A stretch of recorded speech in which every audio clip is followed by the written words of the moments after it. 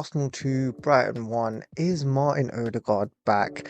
Has the captain Messiah finally decided to put his shooting boots on? Because today, that is what he's been able to do. He got the ball outside the box, saw the keeper, he was off his line, and he just slotted it into the goal. And to be honest with you, that's what I've been begging for from Martin Ødegaard. Get more goals, get more assists, because that's what we need from him this season. He's going to play a big part because he's our captain, and he's going to play a lot of games. He's already had injuries. It's been very unfortunate for him, but now he's here and he needs to push on and provide more of an impact on the team. And today he's done that. He's played more up top. He's been around the final third. He's telling people when to press, which he's usually doing. But the thing is that he does all those things, and I've seen him get very unlucky because he has taken shots at goal this season, but he just hasn't been able to get in the net as much as he should be doing. But today he's done that, so I'm very happy for him in regards to that. So hope he continues moving on because we're going to need him for the rest of the season. And throughout this game, it was so weird. I mean, the injuries that we have is ridiculous. I don't know how CALAFIORI injured himself in the warm-up. I hope that he can be back very soon because this season he's been absolutely immense. But to be fair, with CALAFIORI, if you had to look last season, if you looked at his whole injury record in general, he was due an injury, let's be honest with you. But with the amount of injuries that we've already had, it's still a ridiculous feat. And Timber not playing,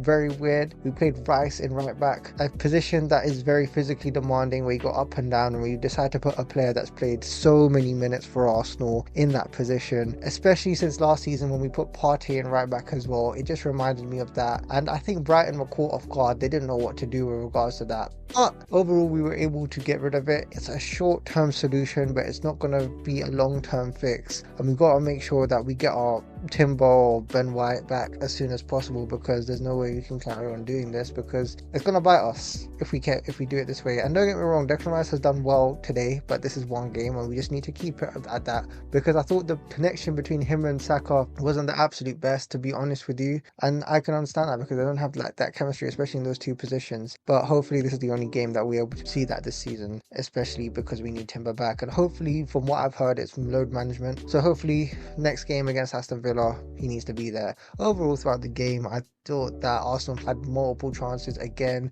I think the finishing wasn't quite there, especially from our front line. I thought Saka got the assist, which was quite good, and we had to take another own goal for Arsenal to get the extra goal ahead of their team, and so in this case it was Brighton. So that's why I'm a little bit concerned about our finishing as of late. I mean, Gyökeres had a chance, but he just finished it in the worst way possible. I mean, he should have chipped the goalkeeper or something, man. And look, I've been a big backer of Gyökeres, but if you get chances and you don't take them, and then I want to call you out for it. And Gyökeres today missed it. Martinelli, what the hell? I mean, a lot of people have been saying, oh, put Martinelli up top and this and that, but a lot of people seem to forget that when he does get a lot of chances, he does tend to sky them. Like, it's just what he does, especially when he gets in front of goal. Yes, he's been on form and this and that, but still, like, he still has a long way to go. And yes, he's been dribbling, he's done well, but we just gotta have to wait and see. And we talk about the rest of the team, I thought that Raya, was absolutely immense today. It's a shame we didn't get the clean sheet, but he made a really crucial save which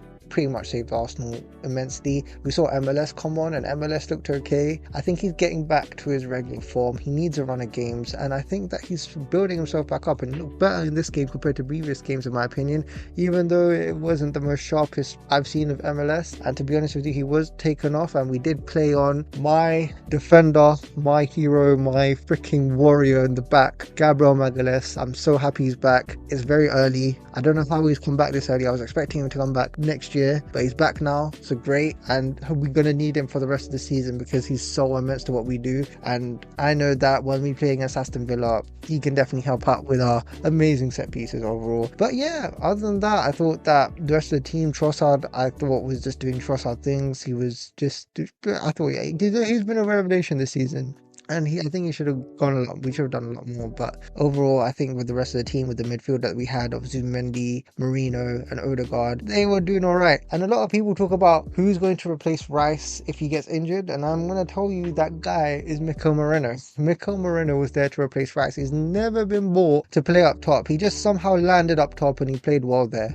So we've got to remember, like the players that what their natural positions are, that's where they need to play. And with Mikel Merino, his actual position is centre mid. And now that we have Gabriel Jesus back, Havertz will be coming back very soon. We have enough players that can play up top, especially with Gyökeres. So we just need to make sure the players play in their natural positions. And overall, if we look at this game, especially with Brighton, it was good that their position was quite well, especially with Gómez, who was just at the right place at the right time. And yeah, it's good to get a win over Brighton, especially at home, especially because they can be a very tough team for everyone. And I think the common trend with Arsenal is that fact that statistically we always seem to do way better than the other team. 18 shots compared to 8 from Brighton. We've had 53% in possession. We've had a lot more corners, and it had to take another own goal, and I think that's something that is a bit of concern moving forward, because we've had to get a lot of help from own goals to score. But overall, what can you do? I mean, a goal's a goal, a win's a win. We just got to take it as we go along. And then onwards to Aston Villa on Tuesday, which is going to be a very tough game. We've got to watch out for that, because but we need to make sure we get revenge, and I want to see the other players get really